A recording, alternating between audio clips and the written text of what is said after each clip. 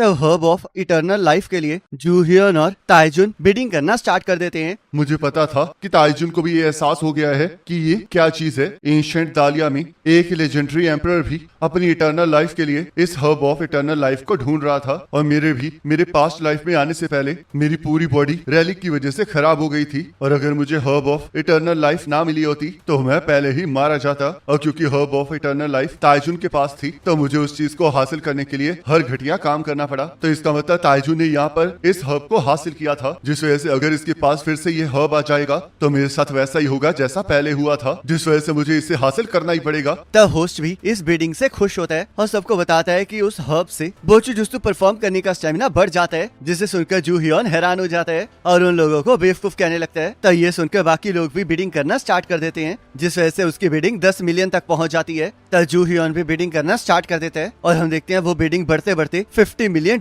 तक पहुंच जाती है, जिसके बारे में जूहियन ने कभी सोचा ही नहीं होता है। तो ताइजुन अचानक से उस बिडिंग को 100 मिलियन तक ले जाता है, जिस वजह से जूहियन के पास आयरन की मदद लेने के अलावा कोई चारा नहीं होता और वो जूहियन के कहने पर $150 मिलियन तक उस बिडिंग को ले जाती है, जिसे सुनकर सभी लोग शॉक हो जाते हैं। तो ताइजुन भी इससे फ्रस्ट्रेट हो जाता है और फिर से बिडिंग करना स्टार्ट कर देता है और वो बिडिंग $200 मिलियन तक पहुंच जाती है। तो ताइजुन का साथी सीवू उसे आगे बिडिंग करने से मना करने लगता है और उसे बताता है कि जो उसके अगेंस्ट बिडिंग कर रही है वो होल्टन फैमिली की यंगेस्ट डॉटर आयरीन है। पर ताइजुन को इससे कोई फर्क नहीं पड़ रहा होता, जिस वजह से वो बिडिंग को $220 मिलियन तक ले जाता है। पर सीवू उसे फिर से शांत करवाने लगता है क्योंकि उनके पास होल्टन फैमिली से ज्यादा पैसे नहीं होते हैं। तब आयरीन बिडिंग को $300 मिलियन तक ले जाती है और ताइजुन फिर से बिडिंग करने की कोशिश करने लगता है, पर सीवू उसे पकड़ लेता है और उसे शांत करने की कोशिश करने लगता है, जिस वजह से वो herb of eternal life Irene को मिल जाती है। तो थोड़ी देर बाद जूहियन और आयरीन ऑक्शन के सामान को पिकअप करने चले जाते हैं। इसके लिए तुम्हारा शुक्रिया आयरीन, पर इस वजह से तो तुम्हारे काफी सारे पैसे खर्च हो गए हैं ना। मुझे उसकी चिंता नहीं है क्योंकि तुम मेरी प्रॉब्लम को सॉल्व करने वाले हो। तो क्या तुम मेरे बैड लक को ठीक करने के लिए मुझे कोई टालिस्मान देने वाले हो? नहीं, मैं तुम्हें ऐसा कुछ नहीं देने वाला हूँ, बस तुमसे वो लेने वाला हूँ जो तुम्हारे पास पहले से ही है। तो क्या तुम्हें कोई ऐसी चीज याद है जो कि तुम्हारा पीछा कर रही हो तो उसे मुझे दे दो, और अगर तुम ऐसा करोगी तो तुम्हारा मिस फॉर्च्यून गायब हो जाएगा। वैसे तो बैंकरप्सी रैली को तबाह करना ही काफी है, पर मुझे उसे रखने का मौका मिल रहा है तो ये बहुत अच्छी बात है। तो आयरीन को ऐसी कोई भी चीज याद नहीं आ रही होती जो कि उसका पीछा कर रही हो, जिस वजह से जूहियन को ये थोड़ा अजीब लग रहा होता है और वो आयरीन से पूछने लगता है कि क्या उसकी बॉडी के ऊपर कहीं टैटू अपीयर हुआ है, जिसे सुनकर आयरीन हैरान हो जाती है। तो ये बात है, अगर किसी की बॉडी के ऊपर टैटू अपीयर होता है तो इसका मतलब उसके पास पोजेशन रैलिक है, और सासाकी की आर्म के ऊपर भी जो टैटू था वो भी इस बात का प्रूफ था कि उसने फ्यूचर गाइड के साथ कॉन्ट्रैक्ट किया है और उसकी ऑनर बन गई है। कंज्यूमेबल रैलिक्स को कोई भी यूज कर सकता है, पर पोजेशन टाइप रैलिक को सिर्फ उनके मास्टर ही यूज कर सकते हैं। तब आयरीन जूहियन को अपने टैटूज की फोटो दिखाने लगती है, जिसे देखकर जूहियन हैरान हो जाता है। रुको जरा, ये तो बहुत ज्यादा रेयर टाइप का पैरासाइट रैलिक है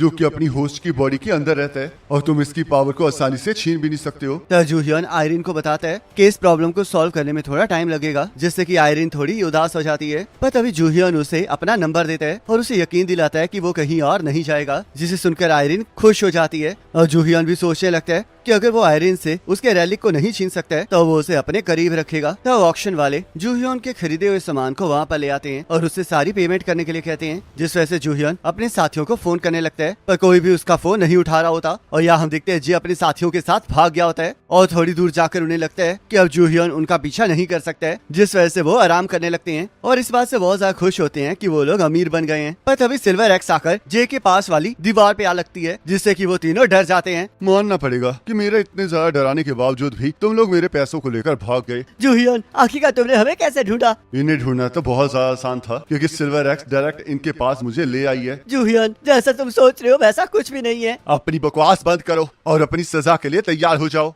जूहियन उस रैलिक को एक्टिवेट कर देता है जिसे उसने आज ऑक्शन हाउस में जीता होता है, जिस वजह से वहाँ पर एक पिलर आ जाता है जो कि कोड ऑफ लॉ को दर्शाता है और इस चीज पर वर्क करता है कि ओपोनेंट जो आपके साथ करेगा उसके साथ भी वैसा ही होगा, जिस वजह से वो एक काउंटर टाइप रैलिक होता है और ओपोनेंट के अटैक को भी उसकी तरफ दोबारा से फेंक सकता है। तो जे और उसके साथी बहुत ज्यादा डरने लगते हैं और जूहियन अपने रैलिक की मदद से जे और उसके साथियों के हाथों को बांध देते हैं। वैसे तो इस रैलिक की पावर आपको आपके एनिमी की अटैक को काउंटर करने का मौका देती है, पर हम इसकी मदद से टारगेट के फ्यूचर एक्शंस को भी रिस्ट्रिक्ट कर सकते हैं। तो जे और उसके साथियों को कुछ भी नहीं होता है, जिस वजह से उन्हें कुछ समझ नहीं आ रहा होता। तब जूहियन उन्हें बताता है कि उन्हें तब तक कुछ नहीं होगा जब तक वो उसे धोखा नहीं देंगे, और जिस दिन जे और उसके साथियों ने उसे धोखा दिया उस दिन दिन उनकी बॉडी के टुकड़े टुकड़े हो जाएंगे, जिस वजह से वो तीनों जूहियोन का साथ देने के लिए तैयार हो जाती हैं। तब वो सभी लोग रूम में चले गए होते हैं जहाँ पर उन्होंने हर्ब ऑफ इटर्नल लाइफ को गमले से बाहर निकाल दिया होता है और हर्ब ऑफ इटर्नल लाइफ उन सभी को उसे वापस से गमले में डालने के लिए कह रहा होता है और धमकी दे रहा होता है कि अगर उन्होंने ऐसा नहीं किया तो वो उन्हें कर्ज कर देगा। तब जूहियोन ये काम जे और उसके साथियों को देता है ताकि वो उस पौधे से फ्रूट्स पैदा करवा सके। और हम देखते हैं जैसे ही जे हर्ब ऑफ इटर्नल लाइफ को हाथ लगाता है वैसे वो पौधा शांत हो जाता है, जिससे कि जूहियोन हैरान हो जाता है क्योंकि वो पौधा जूहियोन के हाथ नहीं आया होता और उसकी कोई बात नहीं सुन रहा होता, जिस वजह से अब जूहियोन को समझ में आ जाता है कि herb of eternal life human affinity से काम करता है, पर जूहियोन की अफिनिटी कम होती है, जिस वजह से वो रैलिक उसकी बात नहीं मान रहा होता। तब जूहियोन का फोन बजने लगता है और उस नंबर को देखकर उसे एहसास हो जाता है कि वो ताएजुन का ही नंबर है और उसे ये भी एहसास हो जाता है कि अगर उनके पास जूहियोन का नंबर है तो उन्होंने जूहियोन के बारे में सब कुछ पता कर लिया है। तो जूहियोन ताएजुन से बात करना स्टार्ट कर देता है, जहाँ ताएजुन उससे हर्ब ऑफ इटर्नल लाइफ के बारे में बात करना चाह रहा होता है, पर जूहियोन उसके रिलेटेड कुछ भी डिस्कस करने से मना कर देता है और फोन को काट देता है, जिस वजह से ताएजुन को गुस्सा आने लगता है और सीवू कहने लगता है कि वो कंपनी रैलिक का इस्तेमाल करके हर्ब ऑफ इटर्नल लाइफ को उसके पास ला कर रहेगा, क्योंकि उसे लग रहा होता है कि जूहियोन कोई मामूली पर्सन है और वो उससे उस रैलिक को लाके ताएजुन के सामने अपने नंबर बना सकते हैं। तब जूहियोन एक बार में बैठा होता है। सिल्वर एक्स को रिएक्ट करते हुए कुछ दिन हो चुके हैं, जिसका मतलब मेरे ऊपर इन्वेस्टिगेशन स्टार्ट हो गई है, पर मुझे नहीं लगा था कि उन्हें इतना ज्यादा टाइम लग जाएगा, जिस वजह से अब मैं इंतजार करते करते थक गया हूँ। तब सीवू वहाँ पर आ जाता है और जूहियोन को यकीन नहीं आ रहा होता कि वो अकेले ही आया है, जिस वजह से उसे लगने लगता है कि वो लोग उसे अंडर एस्टिमेट कर रहे हैं। तब जूहियोन सीवू की बातों का जवाब नहीं दे रहा होता, जिससे कि सीवू को गुस्सा आ जाता है और जूहियोन को भी एहसास हो जाता है कि सीवू अपने साथ एक रैलिक को लेकर आया है। तब सीवू के चिल्लाने की वजह से जूहियोन उसके पेट में कोनी मार के उसे नीचे गिरा देता है और ऐसे एक्ट करने लगता है जैसे कि वो उसे जानता ही ना हो। तब सीवू उसे एक्टिंग करने से मना करता है और उसे याद दिलाता है कि वो लोग माइडस के ऑक्शन हाउस में मिले थे। तो जूहियोन सीवू को चिढ़ाने लगता है, जिससे कि सीवू को गुस्सा आने लगता है और उसकी डोमिनेंस कम हो जाती है। तो ये है इसकी कमजोरी। सीवू ऐसा पर्सन है जो कि सबके सामने एक ब्रेव फेस दिखाता है, पर असल में वो अपनी बहुत सारी इनसिक्योरिटीज को छुपा रहा होता है, और अगर तुम इसे गुस्सा दिलाने की कोशिश करोगे तो ये अपने गुस्से पर कंट्रोल नहीं रख पाता है और इसकी सारी सच्चाई सबके सामने आ जाती है। किसी भी पर्सन की पावर ऑफ डोमिनेंस उसके मेंटल स्टेट से अफेक्ट होती है, और अगर ये पर्सन अपनी रैशनैलिटी को खो देगा तो ये कभी भी हाई लेवल रैली का इस्तेमाल नहीं कर पाएगा। तब जूहियोन ताएजुन का भी मजाक उड़ाने लगता है, क्योंकि वो लोग हर्ब ऑफ इटर्नल लाइफ को हासिल करने के लिए बहुत ज्यादा डेस्परेट होते हैं, जिसे सुनकर सीवू को और ज्यादा गुस्सा आ जाता है और वो अपने रैलिक से जूहियोन के ऊपर हमला कर देते हैं, पर वो रैलिक एक्टिवेट ही नहीं होता है, जिस वजह से जूहियोन उसे पकड़कर उसके सिर को काउंटर पे दे मारता है और कहने लगता है कि उस जैसा बंदा जो कि अपनी डोमिनेंस को नहीं संभाल सकता है वो कभी भी रैलिक का इस्तेमाल नहीं कर सकता, जिस वजह से सीवू ये सुन के बहुत ज्यादा हैरान होता है कि जूहियोन को रैलिक के बारे में पता है और जूहियोन कहने लगता है कि अब वो उस रैलिक का भी ध्यान रखेगा जो कि अभी अभी सीवू ने उसे दिया है। तो जूहियोन सीवू को पकड़ के उस रैलिक से बात करने लगता है और क्योंकि जूहियोन की डोमिनेंस स्ट्रांग होती है तो वो रैलिक उसे अपना ओनर बनने के लिए अप्रूव कर देता है। तो जूहियोन उस रैलिक के पाउडर को सीवू के ऊपर फेंक देता है, जिससे कि सीवू बहुत ज्यादा डर जाता है।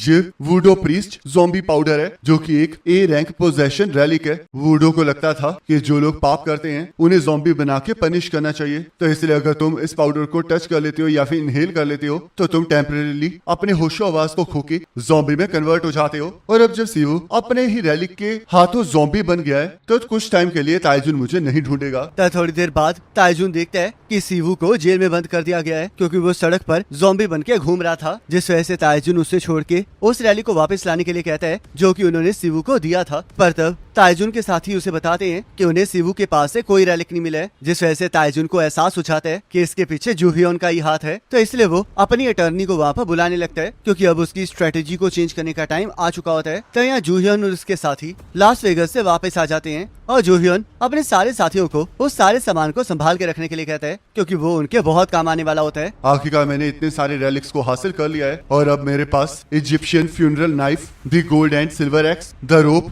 द मुरामासा और वो सारी आइटम्स जो मैंने ऑक्शन में खरीदी थी और कुछ और रैलिक्स जो मैंने बाकी सभी से छीना था, वो अब मेरे पैसे कमाने के लिए काफी होगा। तो ताएजुन की अटर्नी ली जूहियोन से मिलने आ जाती है, जिसका एहसास जूहियोन को पहले से ही होता है और वो लोग एयरपोर्ट के कैफे में ही बात करने चले जाते हैं। तुम्हें इतना चौकन्ना रहना रहने की कोई जरूरत नहीं है, क्योंकि चेयरमैन ताइजुन तुम्हारी एबिलिटीज की वजह से तुम्हारी इज्जत करते हैं, तो इसलिए उन्होंने मुझे ये कॉन्ट्रैक्ट बनाने के लिए कहा है जो कि $100 मिलियन का है, और इसके बाद तुम्हें मंथली सैलरी अलग से मिलेगी और हम तुम्हारी पर्सनल लाइफ में भी इंटरफेयर नहीं करेंगे। क्या तुम मजाक कर रही हो? तुम ये कहना चाहती हो कि मैं इस स्लेव कॉन्ट्रैक्ट को साइन कर दूं? जरा सोच के बोलना कि आखिरकार तुम क्या कहने वाले हो। तुमने सोचा है कि जिस चीज को तुमने सीवू से चुराया है, तो अगर उसके खिलाफ चेयरमैन ने एक्शन लिया तो तुम क्या करोगे? तुम्हें पता है ना कि वो कितने ताकतवर हैं और वो तुम्हारे साथियों को ऐसे ही गायब कर सकते हैं, और उनके लिए तुम्हें गायब करना भी ज्यादा मुश्किल बात नहीं है। तो तुम ये कहना चाह रही हो कि अगर मैं तुम्हारे लिए काम नहीं करूंगा तो मैं मारा जाऊंगा? पर मैं तुम्हें बता दूं कि तुम्हें इस बात का ध्यान रखना चाहिए कि आखिरकार तुम किसके खिलाफ लड़ने जा रही हो, और इस रैली को देखकर भी तुम्हें एहसास हो ही गया होगा